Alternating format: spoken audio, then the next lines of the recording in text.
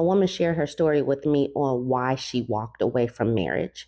Women are telling their stories. There are nothing reasons why they walked away. The men talk about all the time how women initiate 70% of the divorces. But why? We have another woman's story right now.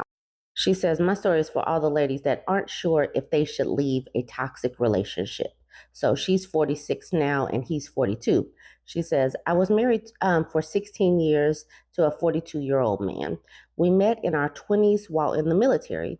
He started out a very loving and attentive boyfriend. We dated for 2 years before getting married. I had one daughter from a previous relationship, and he immediately stepped up to be a dad.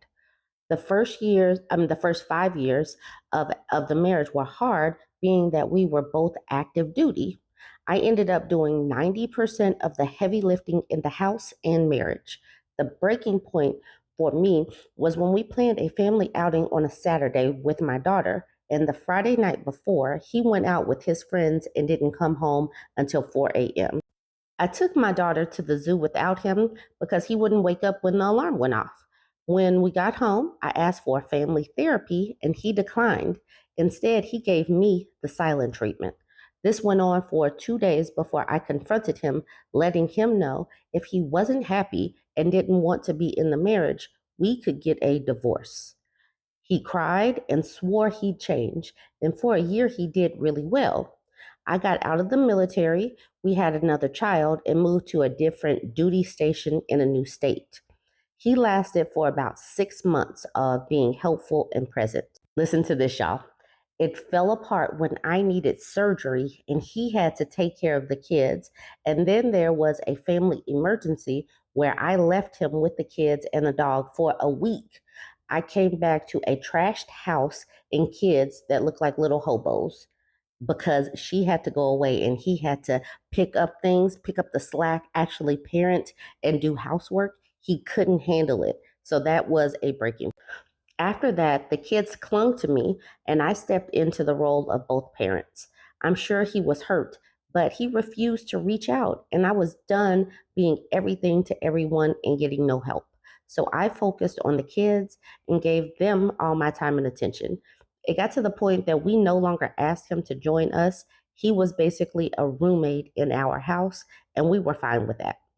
Imagine he is nothing but a piece of furniture with eyes. He's in the house, y'all. So many people are like two parent household, but he's doing nothing. He is basically a piece of furniture with eyes.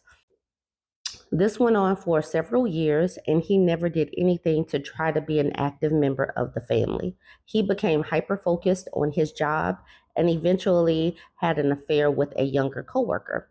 He got her pregnant and had her believing he was going to move her into our house and she could play stepmom to our kids.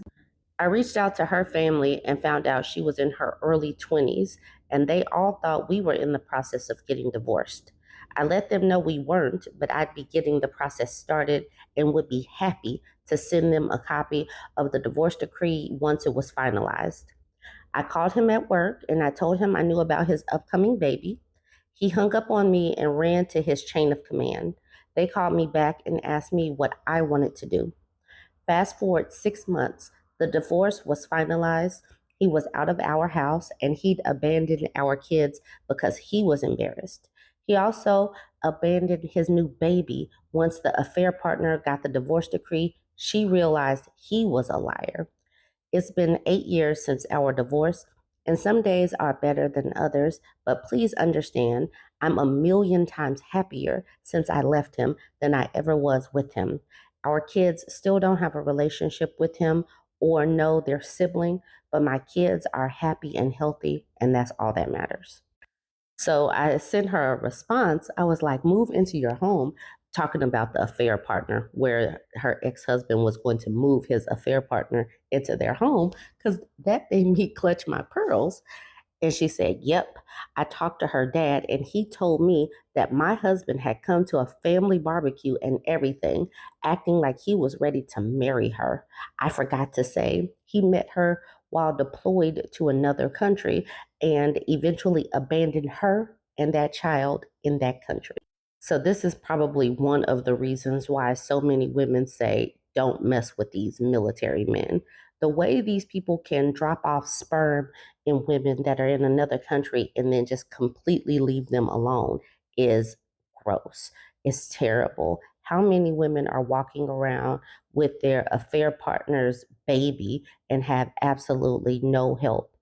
I really wish that there was more recourse to get these men to tax these men's pockets. But this part right here, where the kids started clinging to the mother because the dad was neglectful for a week. This is one of the reasons why so many dads get absolutely radio silence over Father's Day and their birthdays and everything. Because when they are in the home, they act like simply providing, money to the home is building a relationship and being a dad. And so many women are saying these days, no, you have got to do more. You have got to participate with the children.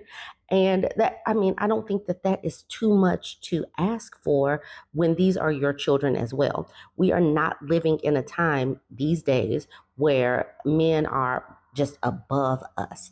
Women are like, we don't have to have a relationship to survive.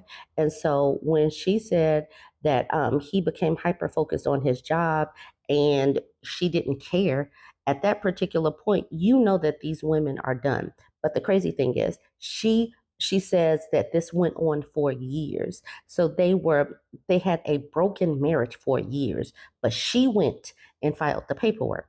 Sometimes filing the paperwork is just acknowledging that the breakdown of the marriage happened. Many times the breakdown happens well before the paperwork is filed. And just sometimes the men who want to leave a relationship are just too lazy to do it, because this man had a home to come to, but then he could still go out and be a community peen wherever he wanted to be. He still had the opportunity to do all of that because he had a roommate at home. I'm glad that this woman shared her story. We are not doing the toxic relationships and staying married for the sake of staying married. I know some people, cling to, you got to have the two parents in the household. But what about this? How do we bring these men along to participate in the households that they help create? Women are no longer going to just keep doing that when they know and understand that it is less stressful and less work to be a single mother, when you're not having to try to cajole these people into participating with their own children, when you don't have to clean up after these people, when you don't have to navigate around their emotions and fragile feelings. And women telling their story, sending me these types of things, is going to make other women become more aware of how fragile these males are. Anyways, if you have any stories that you want to share with me, just like my name on TikTok and YouTube, I can be found on Instagram at BurbNBougie. You can send me your stories. Yes, this woman emailed me, but my emails are chaotic, so I prefer Instagram or even my Reddit inbox. All right, join the conversation. Let me know what you think. Don't forget to like, comment, and share.